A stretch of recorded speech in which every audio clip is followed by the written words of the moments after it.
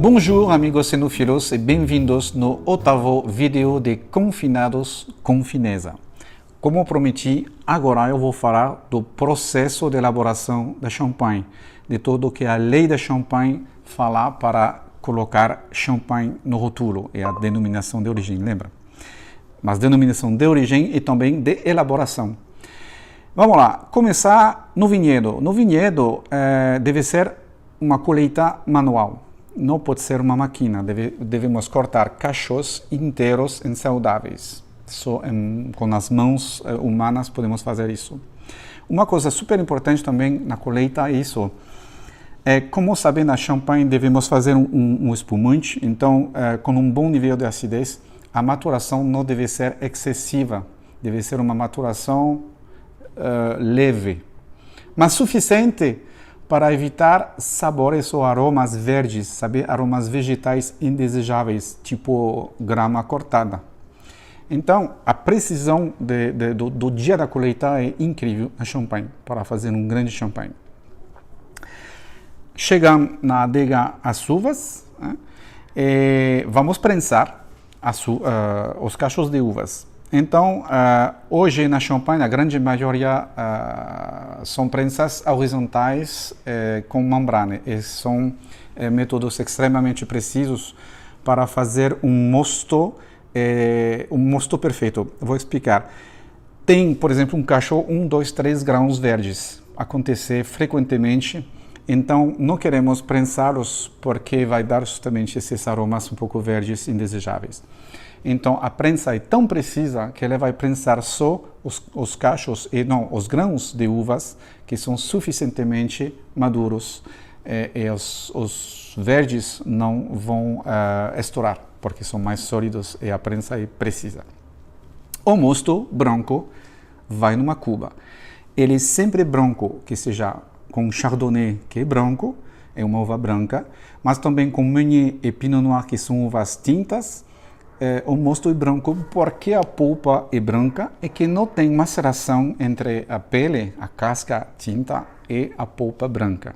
Então, sempre o mosto é branco, certo? Importante.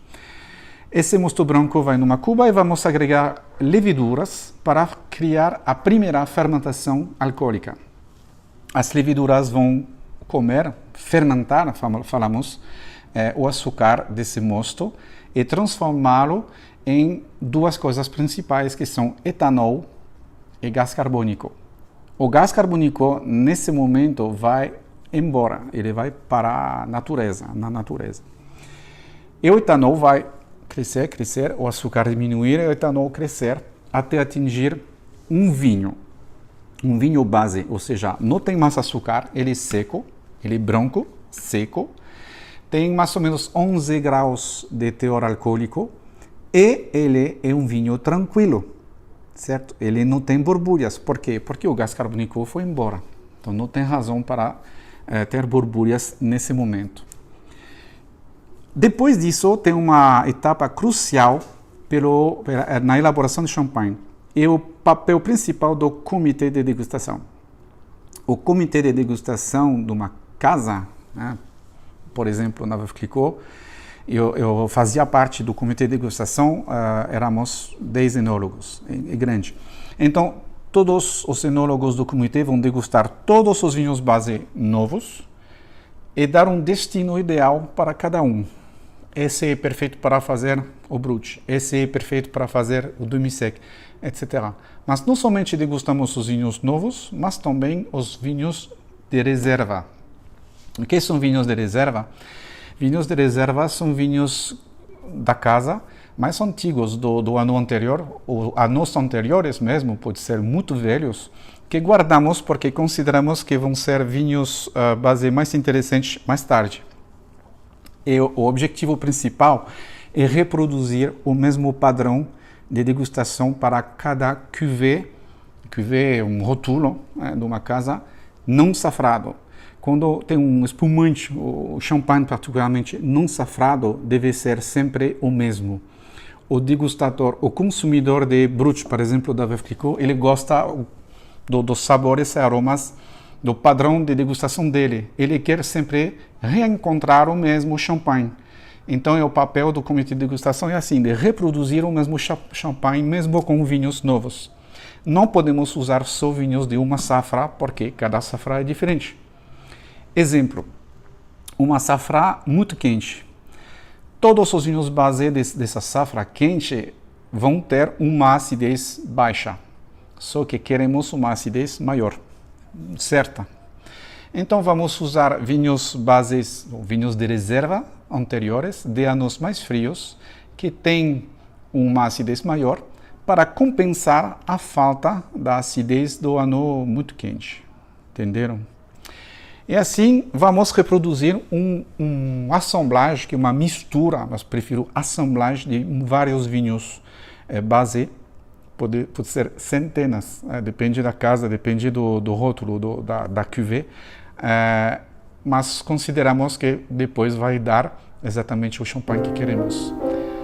Agora, a etapa seguinte, muito importante, é a segunda fermentação.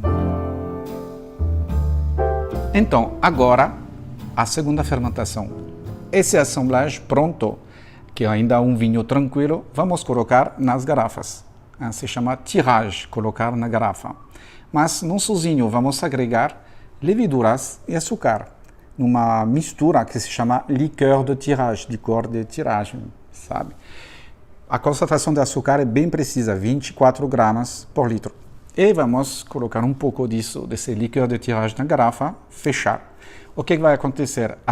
Uma segunda fermentação. De novo, as leveduras em contato com o açúcar vão comer, vão fermentá-lo.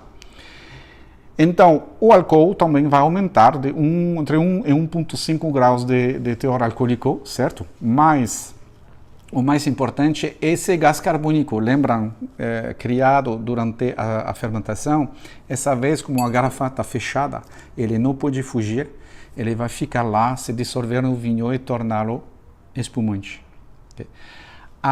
O tamanho da borbulha depende da velocidade dessa fermentação. E a velocidade depende da temperatura.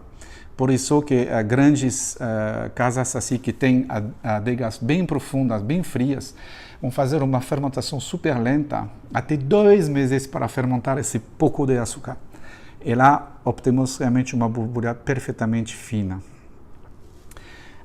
2 meses, tudo bem. Agora está pronto o espumante, o champanhe? Não. A lei da champanhe fala entre o tirage, o engarrafamento e a venda para um não safrado, um champanhe não safrado deve ter 15 meses mínimo. 15 meses mínimo. Então, 4 meses tem borbulhas. Por que vamos guardar ainda mais, por exemplo, 2 meses? Faz 13 meses a esperar ainda. Por quê? Porque as leveduras que morrem depois da fermentação são muito boas para melhorar o vinho dia a dia. Cada dia vai melhorar o vinho, vai melhorar o champanhe, vai desenvolver aromas novos, ele vai ficar muito mais complexo. Por exemplo, vai desenvolver aromas de castanhas, aromas mais tostados, aromas mais de padaria, até confeitaria, enfim. São esses tipos de aromas que aparecem só com o longo contato entre linhas e o vinho, que cada dia é melhor. A lei da champanhe fala assim, 15 meses, não pode ser menos. A partir do dia do 15 meses fechado, lá podemos vender. Okay?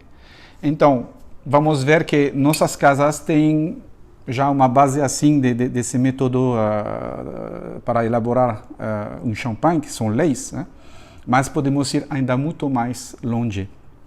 Uma coisa que eu esqueci de falar, esses 15 meses, eu falei, são para um champanhe não safrado, mas para um champanhe safrado são 36 meses de contato entre leveduras e vinho, ou seja, 3 anos. Uma vez que o champanhe está pronto para vender, devemos tirar essas linhas da garrafa de champanhe. Não podemos vender a garrafa de champanhe com as linhas, porque seria turvo. Porém, uma precisão histórica, a Madame Clicquot, em 1816, inventou o sistema para tirar essas linhas da garrafa, mas antes dessa data de 1816, o champanhe estava vendido com as linhas dentro. Então ela inventou o sistema de remuagem para colocar todas as lias no gargalo da garrafa, e a garrafa termina assim, e degorgement para expulsar essas lias graças à pressão que tem na garrafa de champanhe. Uma vez que está feito, vamos terminar com uma dosagem. Colocamos um licor, de novo, que é vinho e açúcar, se chama licor de expedição, ou licor de dosagem. E segundo o nível de açúcar que colocamos, obtemos uma classificação pela doçura do champanhe. Exemplo, menos que 12 gramas por litro pode ser brut. Brut é menos que 12, pode ser entre 0 e 12 gramas de açúcar por litro de vinho. Certo? É um exemplo. Demi-sec, então muito mais, etc. É nesse momento que vamos determinar o nível de doçura do champanhe. Então vamos fechar, rotular e lá podemos vender. E vamos ver depois que cada casa tem, além da lei da champanhe, podemos ir muito mais longe e aumentar ainda a qualidade do champanhe. Vamos ver isso a próxima vez, porque já foi um vídeo, eu acho, bem longo. Então, espero que vocês gostaram e até logo para falar, enfim, nas nossas casas de champanhe. Obrigado.